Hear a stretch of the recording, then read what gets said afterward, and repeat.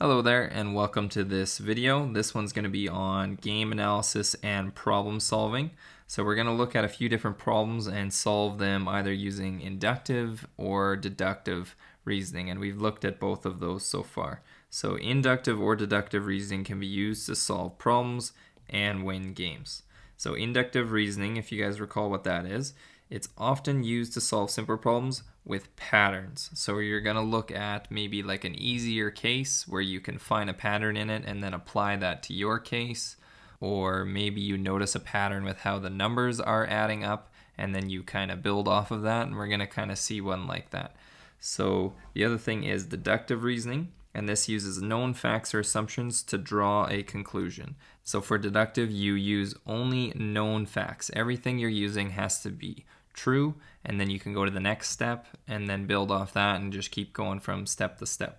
So with inductive reasoning, if you recall for that too, that was going from specific to general. So you looked at some very specific cases and then you said, I think generally this is what's going on.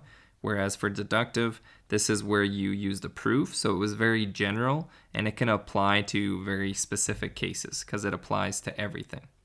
So the first thing here we're going to do is this challenge. It says flip the triangle of pennies upside down in as few moves as possible. So here we have 10 pennies, and what you want to do is you want to move these around to different spots and try to flip the triangle so that instead of it pointing kind of up like that, it's going to then point down, something like that. So if you want to pause the video here and try to move the pennies around, if you actually had your own pennies or quarters or whatever it is, it could be Smarties, move them around and try to flip the triangle in as few as moves as possible.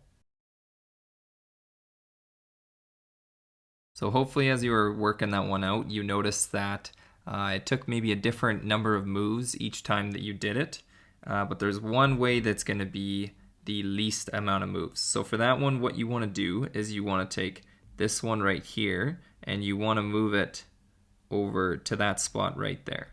So if I do that, we now have a penny right here and this one is gone. So I'm going to just cross it out.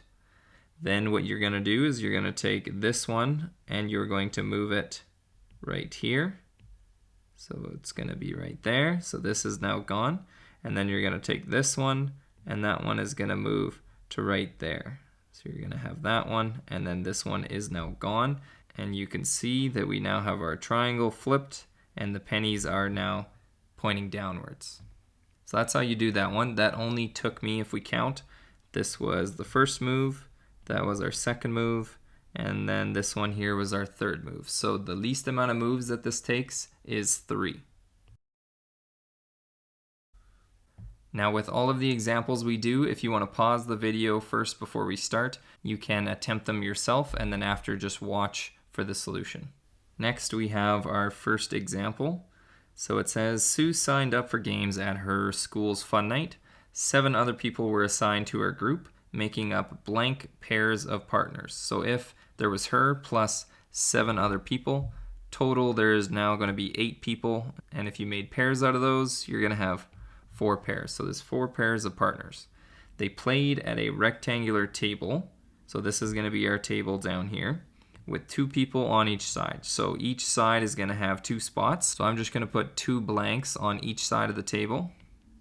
Next it said the other members of her group were Dave, Angie, Josh, Tanya, Joy, Stu, and Linus. So we've got all of the names here on the right. You want to do that so that as you figure out where people are sitting, you can cross them off of your list. It makes it go a lot easier. So it says, when the game started, Dave and his partner were to the left of Stu. So I'm going to put Stu right here so that to the left right here, I can put Dave and his partner. So we're just going to put Dave for now because we don't know who his partner is. So I now have Dave done. I'm going to cross him out, and I have Stu as well. So this was the first thing we did, and then Dave right here, that was the second one that we filled in.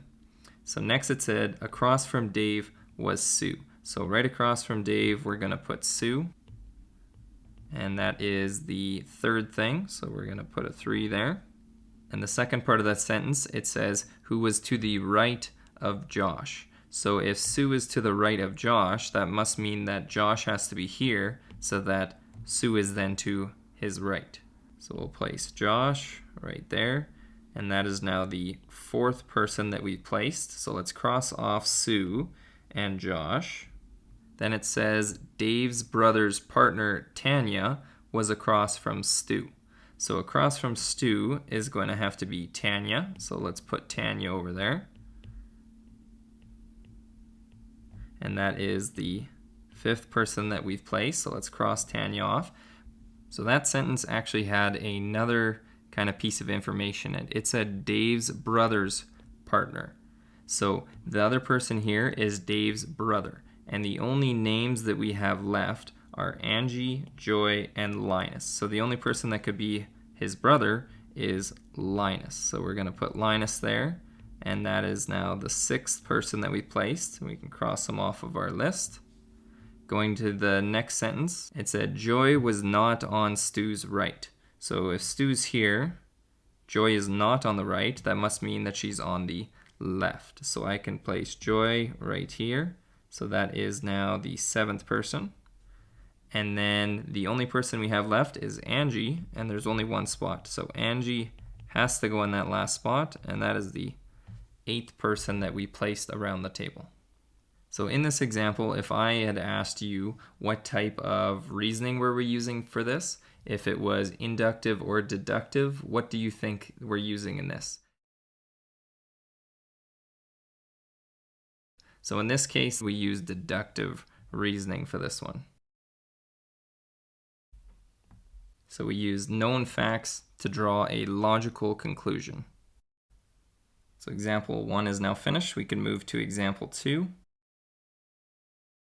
So it says the members of a recently selected varsity basketball team met each other at their first team meeting. Each person shook the hand of every other person. The team had 12 players and 2 coaches. How many handshakes were exchanged? So if you want to pause the video and try to do this one yourself, you can attempt to do that now. So there might have been some different ways that you tried to do this one. You might have drawn out maybe all the people and tried to draw arrows showing them all shaking hands, or you might have had maybe some other method. So what I'm going to do for this one, first we're going to start off, if we have 12 players and 2 coaches, that means we're going to have 14 people total. So we're going to start off with that fact. So we have 14 people total. So what I did is I just drew 14 dots here to represent all 14 people. And what I'm going to do is I'm going to try to notice a pattern. I'm going to see how many handshakes person 1 gets, and then how many handshakes person 2 would have, and then so on, moving down, and see if I happen to notice a pattern. So if I took, say, person 1 here, and they're going to have to shake the hand of every other person, they're going to have 1, 2, 3, 4, 5, 6, 7, 8, 9, 10, 11, 12, 13 handshakes, right? Because there's 14 people and they're shaking the other 13 people that are there. So that first person, I'm going to put them over here, they had 13 handshakes. So I'm just going to put that right over here, 13 handshakes. Then I'll go to my next person, person 2, and see how many handshakes they had. So they are going to have 1, 2, 3, 4, 5, 6, 7, 8, 9, 10, 11, 12 handshakes. So I'm going to write over here they had 12. And then I could do the next person and the person after that. If you're guessing what person 3 is going to be, it's going to be 11. So 1, 2, 3, 4, 5, 6, 7, 8, 9, 10, 11. And it would just keep going. So the number just keeps going down 1 because each person is now left because they've already shaken the hand of every other person. So the pattern in this case, it started at 13, then we had 12 handshakes, plus 11 handshakes, plus 10, plus 9, and it's going to go all the way down, plus 3, plus 2, plus 1. Okay, so when we add up all of those, you could use your calculator to do that, but you're going to get 91 handshakes. And then again, if I asked what type of reasoning is this, whether it's inductive or deductive, what do you think this is? So in this one, what we did is we had kind of a pattern that we noticed. It went 13, 12, 11, and then that pattern just seemed to continue. So that is inductive reasoning. And the reason was because we used patterns in this one. Okay, so next we have example 3, and this one is a Sudoku puzzle. So there's only a few of the boxes that are not filled in yet. So what we're gonna do, you can try to do this one on your own, and then after you can play the video and I'll have the solution. Just remember, you can only have the digits 1 to 9 in every row, every column, and also in every box. So hopefully you tried that one. Here are the answers. These 3 spots are 9, 3, and 5. These 2 were 1 and a 9, and then these 2 were a 3 and a 6. You can always check a Sudoku after you're done because you just got to count and see if they got every single digit in every row, column, and box. So you could check like this one. It's got 1, 2, 3, 4, 5, 6, 7, 8, and then 9. So that column has every single digit, and then you just check all of them, and then if they got every digit, you know you did it right. So on to our very last one here now, example 4. So in example 4, it says a farmer wants to get a goat, a wolf, and a bale of hay to the other side of a river. His boat is not very big, so it can only carry him and one other thing. If the farmer leaves the goat alone with the bale of hay, the goat will eat the hay. If he leaves the wolf alone with the wolf will eat the goat. When the farmer is present, the goat and the hay are safe from being eaten because he'll protect them. So it asks, how does the farmer manage to get everything safely to the other side of the river? So you can only take one thing at a time, and you got to make sure you don't leave the goat with the wolf and you don't leave the goat with the hay.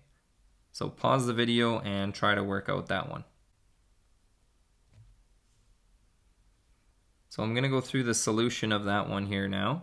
So what I did was I drew a river, and I have my side A here and my side B here. So I'm trying to get everything all over onto this side B. So first thing you should do, and it might take multiple attempts of trying to do this, right? You're not going to get it in your first shot. So what you should do first is take the goat over, okay? Leave the goat there, travel back empty, because now the goat's by himself. The wolf can't eat him because the wolf is still over here. Then what you'll do is you'll take the hay over to this side, and then you can't leave the hay and the goat here. So what you have to do is you have to take the goat back over. So now you're going to have the goat and the wolf here, and the hay is here. Okay, so you can't leave the goat and the wolf here. What you got to do is you got to take one of those. So we are going to take the wolf. You'll take the wolf back over. The goat is still here. Once we get here, the wolf is now on this side and the hay is here, and I can leave the wolf and the hay together because I don't have to worry about the wolf eating the hay. And then I can go back empty in my boat, pick up my goat, which is still on this side, and then take my goat back across, and now I have my goat, my wolf, and my hay all on side B. So in this one, the one thing that really causes a lot of problems is that goat, because the goat can't be with the hay, it'll eat the hay, and the goat also can't be the wolf because it'll be eaten by the wolf. So the goat is really the one thing that you will have to be kind of moving around and always making sure that he's safe the entire time. So hopefully you got that one or close to that one. At the end here, I'm just going to put up our textbook questions. So they're on page 48 and page 55.